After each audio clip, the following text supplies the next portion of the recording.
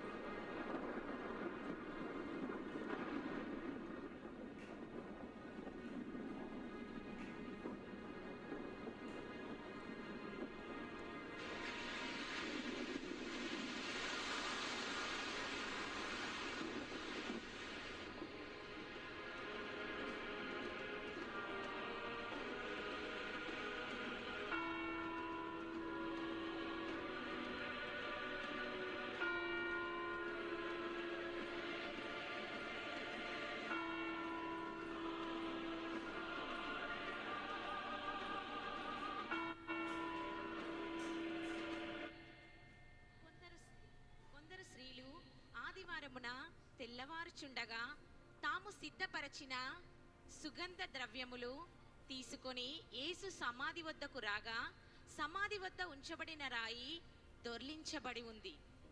వారు లోపలికి వెళ్ళి చాలా ఆత్రంగా వెళ్ళినారు, కానీ ప్రభువైన యేసు దేహం వారికి కనిపించనందున ఆశ్చర్యపోయారు.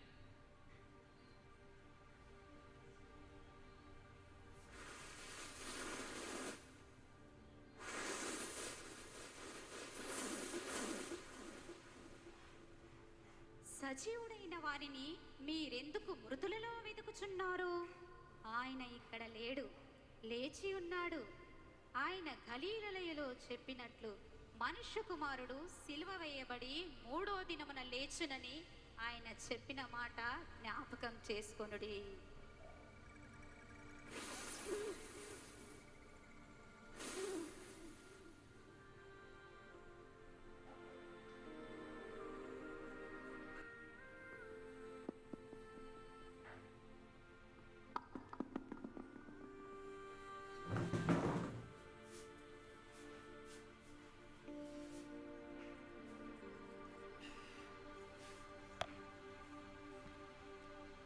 ఇది వినండి.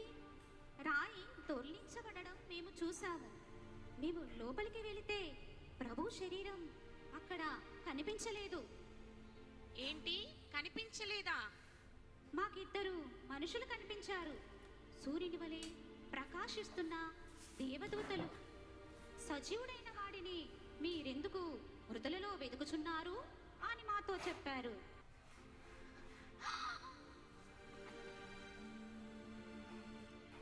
మీకు సమాధానము కలుగునుగాక, మీకు సమాధానము కలుగునుగాక. నేనే, మీరెందుకు కలవరపడుచున్నారు? మీ హృదయములలో సందేహము పుట్టనేలా. నేనే ఆయనననుటకు నా చేతులను నా పాదములను చూడుడి, నన్ను పట్టి చూడుడి. మోసే ధర్మశాస్త్రములోను ప్రవక్తల ప్రవచనములలోను నా గురించి చెప్పబడినవన్నీ నేడు నెరవేరినవి. వ్రాయబడిన రీతిగా మెస్సయ్య హింసించబడి చనిపోయి తిరిగి 3వ దినమున లేవాలి. ఇది జరిగినది, దీనికి మీరే సాక్షులు. యెరూషలేము మొదలుకొని సమస్త జనులకు మారు మనస్సు పాపక్షమాపణ ప్రకటించబడాలి. పరిశుద్ధాత్మ మీ మీదికి వచ్చు వరకు మీరు యెరూషలేములో వేచి ఉండుడి. దేవుడు మిమ్మల్ని దీవించి ఆశీర్వదించి కాపాడునుగాక. మీరు సర్వలోకమునకు వెళ్ళి సర్వ సృష్టికి సువార్త ప్రకటించుడి.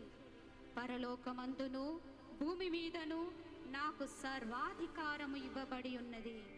కాబట్టి మీరు వెళ్ళి సమస్త జనులను శిష్యులుగా చేయుడి. తండ్రి యొక్కయు కుమారుని యొక్కయు పరిశుద్ధాత్మ యొక్కయు నామములో వారికి బాప్తిస్మమిచ్చుచు నేను ఏ ఏ సంగతులు ఆజ్ఞాపించుతునో వాటన్నిటినీ కైకొనవలనని వారికి బోధించుడి.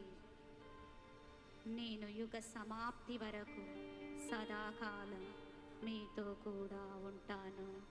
ఆమేన్.